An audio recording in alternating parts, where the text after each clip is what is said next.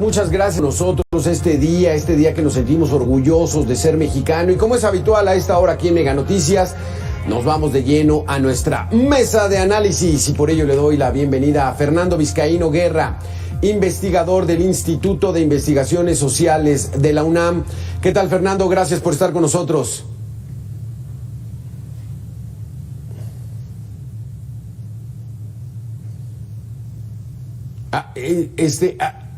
Activa el micrófono, por favor, maestro Vizcaíno, porque no te escuchamos. Ya. Ahí listo. estás, ahí Hola, estás.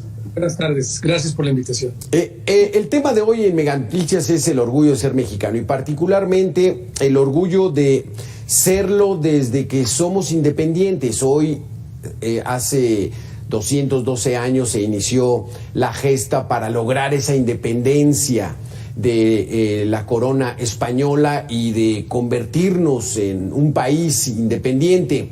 ¿Cómo nos ha ido, Fernando? ¿Cómo nos ha ido en estos 201 años de ser mexicanos? Estoy teniendo un poco de problema en el audio, los escucho muy raro. ¿Ustedes me escuchan bien? Sí, te escuchamos bien, te escuchamos bien. ¿Ahí me escuchas? ¿Ahí me escuchas mejor? Ahora sí. Ahí me ahora escuchas sí. mejor. Ya. Entonces, Sí, mejor. ¿cómo nos ha ido en estos 201 años de que somos mexicanos? Que realmente, si nos ponemos a analizar, no es mucho tiempo. Una persona ahora vive 80 o 90 años. 201 años, pues es apenas a la vuelta de la esquina, si vemos las dimensiones del universo, por ejemplo. ¿Cómo nos ha ido en estos 2 siglos? No, y además la colonia duró 300. Exacto. De manera que como historia tenemos más años como parte de una colonia que como en México independiente. ¿Cómo nos ha ido? Pues eso depende a quién se lo preguntemos, desde dónde. Yo creo que, por ejemplo, a las élites políticas y económicas, sobre todo a las políticas, yo creo que en general les ha ido bien, bastante bien. Pero a la población indígena tengo dudas, creo que no muy bien. Exactamente. Aquí es lo que yo decía, o sea, México es un país muy grande a pesar de su clase política, de nuestros políticos que hacen politiquerías. Ese sería el problema, ¿lo identificas, Fernando? Y que la población indígena, por ejemplo, pues todavía no ha visto ese avance en estos 200 años. No, bueno, imagínate, cuando Humboldt, en el primer decenio del siglo XIX, hace su censo y su reporte en su visita a México, dice que en lo que ahora es México, habitaban alrededor del 80% de población indígena. Y hoy difícilmente hablamos de un 10% de población indígena. Eso quiere decir que ha habido en un transcurso de poco más de 200 años un proceso de aniquilamiento, de eliminación, o en el mejor de los casos, de asimilación. Pero seguimos hablando de una enorme población, sobre todo indígena, que llega a alrededor de 60 millones de mexicanos en una situación de pobreza, versus una élite económica y política muy enriquecida. Ahora, de todas formas, podríamos decir que unos y otros hoy muy probablemente vamos a replicar el grito de ¡Viva México! Exactamente.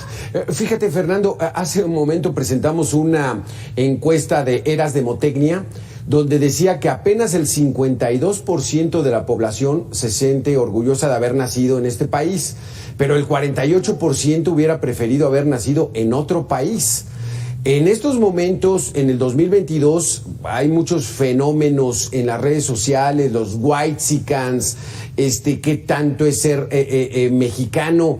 Ahí, ¿cómo nos encontramos en estos momentos? A pesar de que hoy en la noche todos gritamos ¡Viva México!, pero pasan los días y ¿cómo nos encontramos en esa identidad de ser mexicano? Mira, sobre este dato que nos das, que es muy revelador, yo quisiera decir 3 ideas. Primero, hay que comparar, es decir, ese 52% que nos sentimos orgullosos, entre ellos me incluyo, de haber nacido en esto que hoy llamamos México, ¿es mucho o es poco? Entonces tendríamos que hacer una comparación con otras sociedades y también una comparación con en la historia, en el tiempo. Yo te diría que dos cosas. Primero, que en los últimos 30 años, 35 años, desde eso que ahora llamamos el neoliberalismo, es decir, desde el inicio del gobierno de Miguel de la Madrid, gradualmente la sociedad, según algunos datos, se fue sintiendo crecientemente orgullosa de su identidad, de su sentido de pertenencia, de su nacionalismo. Sin embargo, las crisis afectan, Las crisis afectan y afectan mucho. Según algunos datos, desde más o menos 2013, 2014, es decir, desde el gobierno de Enrique Peña Nieto, y especialmente en los últimos 2, 3 años en los que ha habido problemas económicos, el orgullo nacional ha decrecido, especialmente entre los grupos pobres. Sin embargo, habría que decir lo siguiente: de todas formas, en México, en comparación con otras sociedades, somos muy nacionalistas y muchos países envidiarían el sentido de pertenencia y de orgullo nacional que esa mayoría de mexicanos siente por la nación. Sí, ese es buen dato, fíjate, porque lo vemos en eventos internacionales, lo vemos el orgullo de traer la bandera y nos sentimos cómodos. Fernando, déjame que le demos la bienvenida a Sofía Guadarrama, escritora y especialista en historia de Mesoamérica. Sofía, ¿cómo estás? Muy buena tarde. ¿Qué tal? Buenas tardes. Gracias, Sofía, por la invitación. Sofía, platícanos, ¿tú cómo ves? Somos mexicanos desde 1821, hace 201 años. ¿Y cómo nos ha ido? O sea, este nacionalismo es real, nos sentimos orgullosos de ser independientes, de ser un país, o solamente en las fiestas patrias, porque el relajo ese sí es el que nos gusta mucho a los mexicanos. ¿Qué nos dice Sofía? Yo creo que es más por el relajo, y también creo que tiene mucho que ver con los partidos políticos, cómo te van inculcando pues el amor a la patria de cierta forma para venerar una historia mal entendida generalmente por la mayoría de los mexicanos. Muy pocas personas conocen a fondo la historia de México, y no me incluyo en esas personas porque yo todavía me falta mucho por aprender. Digo, soy joven. Pocas son las personas que conocen perfectamente la historia de México a fondo. Desafortunadamente, pues sí, nos han vendido, pues, y no tiene que ver con que hoy esté un partido o que antes estaba otro partido. Desde que México es independiente, nos han querido vender, obviamente, patriotismo, y no es cosa nada más de México, es algo también mucho de Centroamérica, creo yo, todo Latinoamérica más que nada. Entonces, pues sí, muchas cosas son falsas, muchas son leyendas, muchas son mitos, y pues resulta que cada año nos vemos en la misma, ¿no? Tratando de desmitificar todo lo que nos aprendimí en la primaria, sí. Porque pues ya sabes, ¿no? Nos mandaban a comprar la monografía, la papelería, y luego pues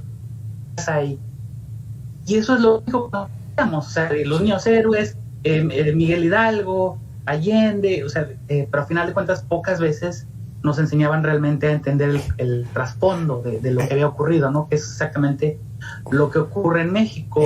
Exacto, sí. Que la gente, pues en realidad, mucha gente malinterpreta y cree que recuperamos a nuestro país, ¿no? Y en realidad, pues no, o sea, México no existía en aquel tiempo. México no existía como país hasta después de la independencia, porque lo que los españoles conquistaron fueron muchos pequeños países, por llamarlo así. O sea, México Tenochtitlan, y bueno, Texcoco, Tlaxcala, Michoacán, hasta las tierras mayas en Yucatán, ¿no? Entonces, pero cada uno de estos territorios o en el digamos Altepeme, en la cuenca de México, pues, o que es el plural de Altepetl, pues eran independientes la mayoría, los que no eran dependientes o vasallos de México Tenochtitlan. Pero pues México como tal se convierte en país cuando se nombra Estados Unidos mexicanos. Sí, exactamente. Fernando, hay mucho de eso. Mira, coinciden ahorita Sofía y tú de que los políticos son los que han dañado esta historia y porque así ellos mismos, por esos intereses políticos, por ostentar y detentar el poder, pues lo que hicieron fue vendernos ideas que poco a poco se han ido desmitificando. Es decir, vamos dándonos cuenta que ser mexicano es mucho más que lo que nos han vendido. ¿No es así, Fernando? Y así es, yo coincido con ello, pero yo diría lo siguiente, no sin excluir o negar lo que dice Sofía, yo agregaría que en realidad es fundamental para cualquier estado, para cualquier gobierno central, transmitir a su sociedad mitos, referencias al pasado, héroes, derrotas, triunfos históricos, verdades a medias, olvidos también, sí, pero con un propósito central, la gobernabilidad. Cualquier sociedad del mundo y cualquier gobierno, así sea China, Francia, Estados Unidos, México, donde uno quiera, requiere construir un sentido de pertenencia entre los miembros de la sociedad, claro, porque ello es fundamental para la gobernabilidad. Sí. Sí. Entonces, eso es cierto, pero no es exclusivo de México. Sí, es cierto. O sea, finalmente así se van conformando esa visión de naciones. Lo vemos ahora con el funerales de la reina Isabel II, que mucha gente dice, ¿por qué hacen tanta fila para ver un féretro? Pero es parte de toda una historia que cargamos, lo que nos van dando, Sofía, y así es como en estos momentos, 2022, pues bueno, vamos a gritar, ¡Viva México! Señores, muchísimas gracias, se nos acabó el tiempo. Gracias, Sofía Guadarrama, gracias, Fernando Vizcaíno, por haber estado con nosotros. Un gusto, Alberto, muchas gracias, Sofía. Gracias.